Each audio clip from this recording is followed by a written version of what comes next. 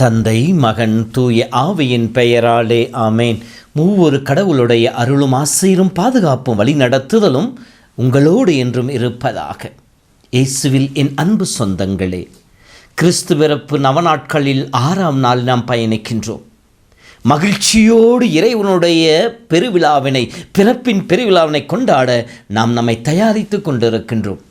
இயேசுவின் பிறப்பு இந்த உலகிற்கு கிடைத்த மாபெரும் மகிழ்ச்சியின் கொடை. எனவேதான் இடையர்களுக்கு இயேசுவின் பிறப்பு செய்தி அறிவிக்கப்படுகின்ற பொழுது இவ்வாறு சொல்லுகின்றார்கள்: இதோ உங்களுக்கு மாபெரும் மகிழ்ச்சியூட்டும் நற்செய்தி உங்களுக்கு சொல்லுகின்றேன் என்று சொல்லி. உங்களுக்காக கிறிஸ்து பிறந்திருக்கின்றார், உங்களுக்காக மீட்பர் பிறந்திருக்கின்ற சொல்லி. இந்த மீட்பரினுடைய கிறிஸ்துவின் பிறப்பு நம்முடைய உள்ளத்திற்கு, நம்முடைய இதயத்திற்கு மகிழ்ச்சியை கொடுக்க வேண்டும். எப்போது நம் உள்ளம் மகிழ்ந்திருக்கும்? நம் உள்ளம் நிறைவடைகின்ற பொழுது, நம்முடைய மன்றாட்டுக்கள் கேட்கப்படுகின்ற பொழுது, நாம் எடுத்த முயற்சிகள் வெற்றி பெறுகின்ற பொழுது, நாம் பிறரால் அங்கீகரிக்கப்படுகின்ற பொழுது நம் உள்ளத்திலே மகிழ்ச்சி கிடைக்கும்.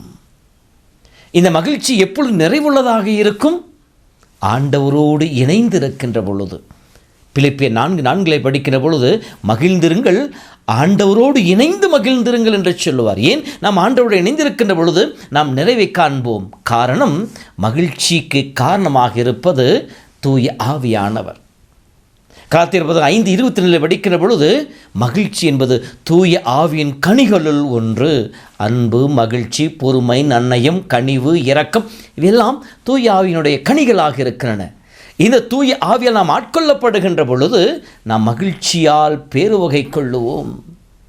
எல்லா சூழ்நிலைகளிலும், துன்பத்தின் மத்தியிலும், இடர்கள் மத்தியிலும் நாம் மகிழ்ந்திருக்க முடியும். காரணம், ஆவியானவர் நம்மை முழுமையாக தன்மையப்படுத்துவார்.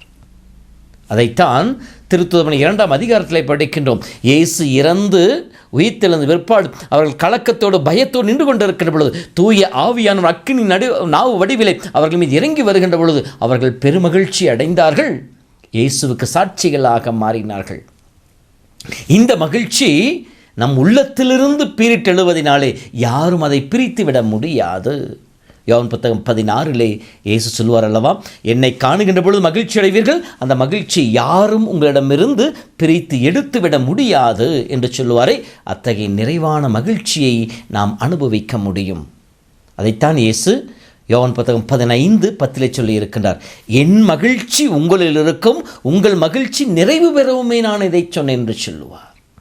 இயேசுவின் மகிழ்ச்சி நம்மிலே நிறைக்க வேண்டுமெனில் தூய ஆவியால் நாம் ஆட்கொள்ளப்பட்டு இயேசுவை முழுமையாக நாம் உள்ளத்தில் ஏற்றுக்கொள்ள வேண்டும். இயேசு நமக்கு செய்த எல்லா நன்மைகளை நினைத்து பார்த்து கடவுளுக்கு நன்றி சொல்பவர்களாக இருக்க வேண்டும். திருப்பாடல் 118 படிக்கின்ற பொழுது, என் மன்றாட்டை கேட்டதற்காக, எனக்கு செவி கொடுத்ததற்காக ஆண்டவர் உமக்கு நன்றி வழி செலுத்துவேன் என்று சொல்லப்படுகின்றது.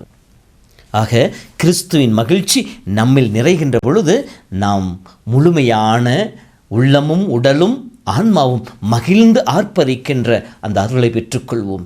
இத்தகைய நிலையை தான் இன்றைய முதல் வாசகத்திலும் இன்றைய திருப்பாடல் மற்றும் நற்செய்தியிலும் நாம் பார்க்கின்றோம்.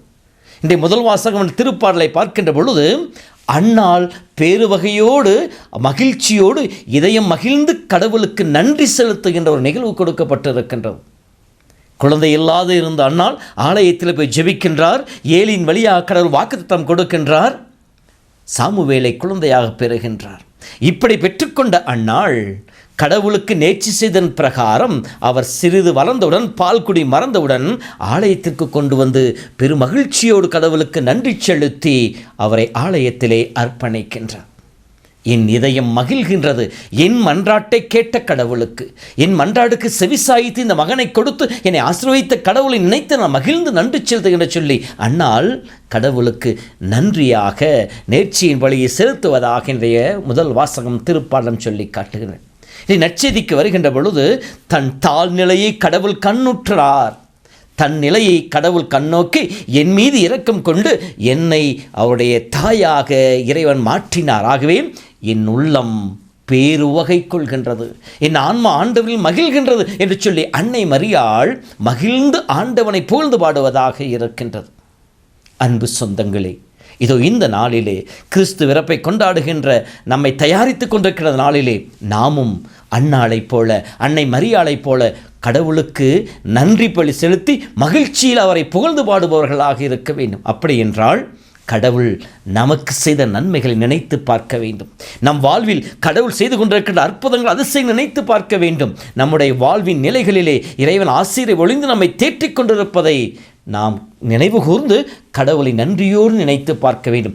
ஆண்டவருக்கு நன்றி செலுத்துங்கள், ஏனெனில் அவர் நல்லவர், என்றென்றும் உள்ளதாவது பேரன்பு என்ற வார்த்தை கேட்ட போல இறைவன் தன் பேரன்பால் நம்மை தேடி வந்து கொண்டே இருக்கின்றார். நம்மை தேடி வருகின்ற ஆண்டவரை நாம் கண்டுகொள்ளுகின்ற பொழுது நாம் மகிழ்ச்சியில் நிறைவடைவோம். அந்த மகிழ்ச்சி யாரும் எடுத்துவிட முடியாது. எனவேதான் பவுலடியார் அழகாக சொல்லுவார், ரோமர் புத்தகத்தில் படிக்கின்ற பொழுது, இயேசுவின் அன்பிலிருந்து, இயேசுவின் மகிழ்ச்சியிலிருந்து, இயேசு கொடுக்கிற அந்த ஆறுதலிருந்து எது என்னை பிரித்து விட முடியும்? இன்னல்களா, இடர்களா, வாளா, துன்பமா, நோய்களா, எதுவும் பிரித்து விட முடியாது. எல்லா சூழ்நிலைகளும் நான் இயேசுவை அனுபவித்தவனாக இருப்பேன் சொல்லுவார். அதே போல் நாம் ஒவ்வொரு நிமிடமும் கிறிஸ்துவில் நாம் பிறக்கின்ற பொழுது, கிறிஸ்து நம்மில் பிறக்கின்ற பொழுது, கிறிஸ்து நாம் ஏற்றுக்கொள்ளுகின்ற பொழுது, கிறிஸ்துவோடு இணைகின்ற பொழுது துன்பங்கள் வரலாம், துயரங்கள் வரலாம், வேதனை வரலாம், இக்கட்டுகள் வரலாம், எதிர்ப்புகள் வரலாம், போராட்டங்கள் வரலாம், சங்கடங்கள் வரலாம், சலிப்புக்கள் வரலாம். ஆனால் எதுவும் என் மகிழ்ச்சியை எடுத்துவிட முடியாது. ஏனெனில் என் மகிழ்ச்சி வெளியிலிருந்து வருவதல்ல, பொருட்களிலிருந்து வருவதல்ல, மனிதர்களிடமிருந்து எனக்கு வருவதல்ல, மாறாக என் ஆண்டவர் தூய ஆவியின் வழியாக எனக்கு கொடுப்பது. அன்னாள் அந்த கொடையை பெற்றுக்கொண்டு மகிழ்ச்சியோடு நன்றி வழி செலுத்தினார். அன்னை மரியாள் அதே ஆவியினுடைய வரங்களை விற்றுக்கொண்டு பேருவகையோடு கடவுளை புகழ்ந்து பாடினார். நாமும் அதே ஆவியால் ஆட்கொள்ளப்பட அருள் வேண்டுவோம். ஆவியின் துணையோடு பிறக்கின்ற இயேசுவை நம் உள்ளத்திலே ஏற்றுக்கொள்வோம். அதன் வழியாக மகிழ்ச்சி நிறைந்த மக்களாய் வாழ்வோம். பிறருக்கு அந்த மகிழ்ச்சியை பகிர்ந்து கொடுப்போம். ஆண்டவர் உங்களோடு இருப்பாராக. எல்லாம் வல்ல இறைவன் தந்தை, மகன், தூய ஆவி உங்கள் நிறைவாய் ஆசீர்வதிப்பாராக.